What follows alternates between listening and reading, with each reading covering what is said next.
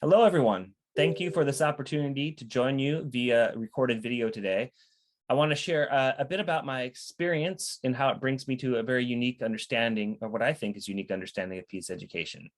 So I've been tremendously privileged to serve and learn with and from two global peace education networks over the past 20 or so years, primarily the International Institute on Peace Education and the Global Campaign for Peace Education.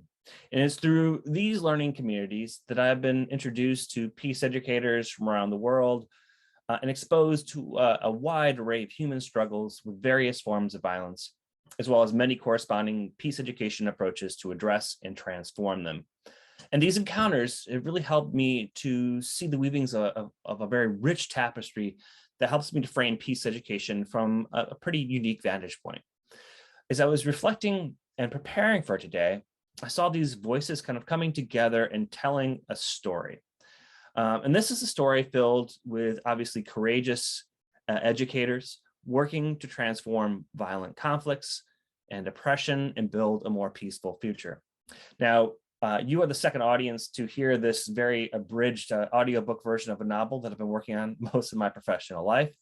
And I'm titling this book, at least for today's presentation, The Story of Peace Education, an Unauthorized Biography. Now, the subtitle presents a very important caveat. It should be clear that this story is very subjectively mine. To access the authorized version of the story, you really need to reach out to some of the characters involved and ask them about their interpretation.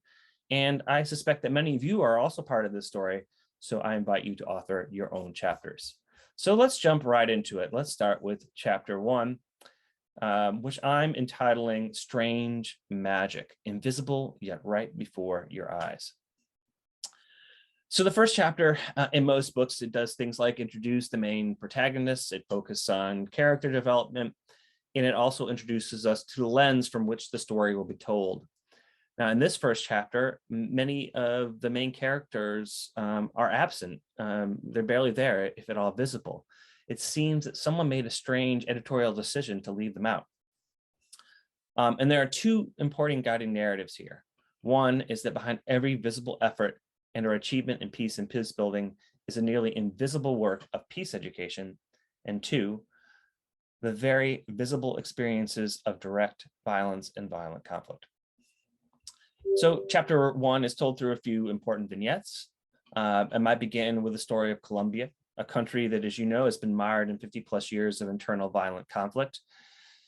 In 2016, the government and delegates from FARC signed the final agreement to end the armed conflict and build a stable and lasting peace. Now, this was portrayed obviously as a high-level political settlement that was arrived at through years of intense negotiation, even after a narrowly defeated plebiscite. But what is missing from this story is the decades of work of grassroots educators, as well as formal educational interventions that help raise significant public awareness of the failings of the militarized responses to conflict, as well as supporting the development of capacities of citizens for nonviolent political engagement. Now, could this high-level political achievement have happened without the work of peace educators? Well, we can't know that with certainty, but there's little doubt that peace education played a very vital role in challenging the narrative of violence and setting the groundwork for higher level peace building negotiations. Now, the current situation in Colombia is obviously still fragile. Human rights defenders, journalists, and peace activists face daily death threats, pointing to the fragility of political agreements that are not fully accompanied by educational programs that address and transform the root causes of conflict.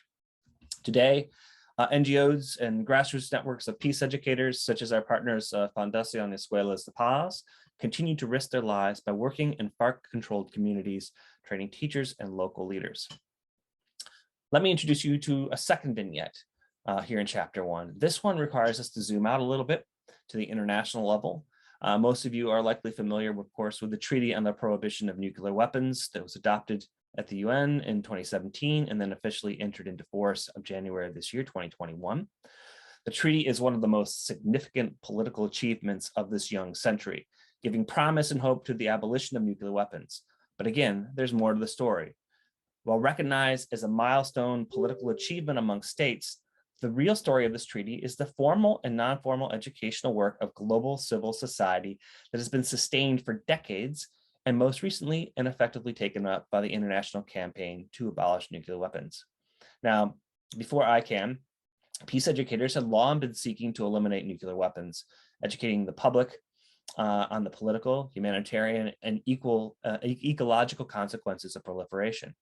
And to these efforts, of course, we must attribute the groundbreaking disarmament education work of Japanese peace educators, especially the Hibakusha, and organizations such as the International Physicians for the Prevention of Nuclear War. Now, there are many other subchapters here in chapter 1, but they all share some common themes, right? They're stories of peace educators transforming situations of violent, deadly conflict.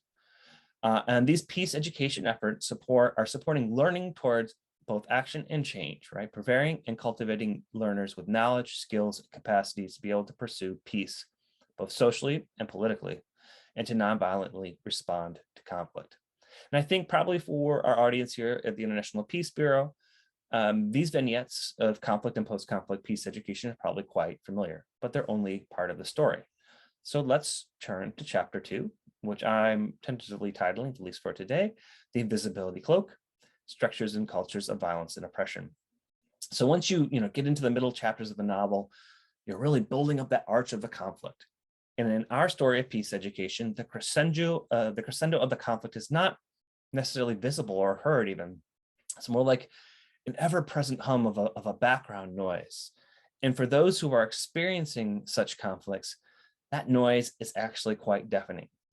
While the peace education introduced in chapter 1 focused on the more visible manifestations of direct and violent conflict, chapter 2 introduces structural and cultural violence, manifestations of social, cultural, political, and economic harm that are not necessarily physical in nature, but are obviously intimately related to physical violence and often give rise to it. Now, structural violence is systemic and institutionalized. It's violence that harms a specific group of people by either denying them certain basic rights or preventing them from equitable access to resources. Cultural violence is symbolic and insidious. It is rooted in social and political assumptions and beliefs that are used to justify direct and structural violence. It's well recognized by peace scholars that indirect violence is considerably more deadly than direct violence in wars. We need to keep that in mind. For example, researchers estimate that 4.5% of all deaths in the United States are caused by poverty-related deficiencies. And maybe to illustrate this more poignantly, in 2011, a study was conducted that determined 874,000 people died from poverty-related issues well within our reach of resolving if we can generate the political will. Now, vignettes of chapter 2 address a wide array of isms, racism, neoliberalism, colonialism, amongst many others. And many of these isms are those that form the basis of our global order. They are generally accepted and commonplace assumptions. And these stories of peace education bring a focus to the importance of nurturing the critical consciousness of learners to the structures and systems of power that oppress and limit their abilities to live dignified lives. Typically described as critical peace education, these approaches are overtly political and typically challenge the status quo. We rarely see such approaches to peace education in schools, as most schools, of course, are charged with the task of social and cultural reproduction, preparing learners to engage in the world as it is, rather than preparing them to shape a more preferred world. So while these first 2 chapters and the unauthorized biography give us some idea of the diverse contexts and approaches to peace education, there's still definitely a lot more to the story. But unfortunately, given my limited time today, I'm going to jump ahead now to the final chapter, which I'm entitling Untold Opportunities. The last chapter of the book obviously tries to wrap things up neatly and resolve the conflict. However, we're still writing this story, so this final chapter is a bit of a cliffhanger. In my telling of the story, this is where the main character also begins to summarize lessons they learned and where they might go next. From my perspective as the author of this particular tale, peace education should be considered the foundational core of all peace building practice. We need to make this work more visible, and not in just a superficial way, but by elevating the invisible work I've been describing in the first 2 chapters into the public consciousness. We've been working on a few projects to do just this through the International Institute and the Global Campaign. One is called People of Peace Education. This project is an effort to uplift the voices of diverse peace educators and to better tell our stories. It's modeled very much after the very popular Humans of New York platform. Another project we just launched is called Mapping Peace Education, which is a new online tool and publication documenting and analyzing peace education efforts around the world.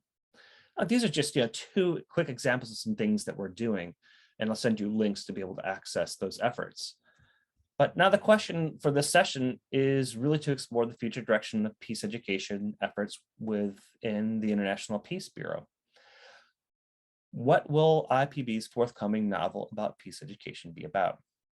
So given the theme of this Congress to reimagine our world, actions for peace and justice, and IPB's dedication to the vision of a world without war, I think the future peace education challenge for the IPB community is to help us reimagine the task of abolishing war.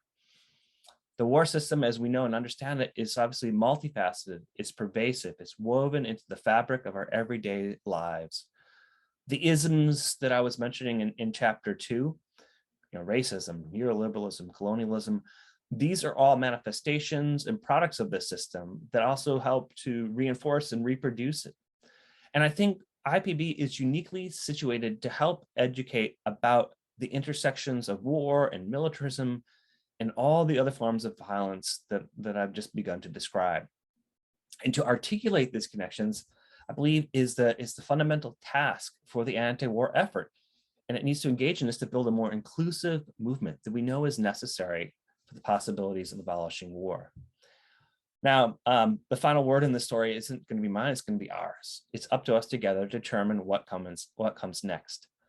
And I really can't wait to hear the story that emerges. I apologize again that I can't be with you there today to engage in this more directly, but I thank you for the opportunity once again to be able to share a few thoughts from my perspective, to share this very unauthorized story of peace education. Thank you very much.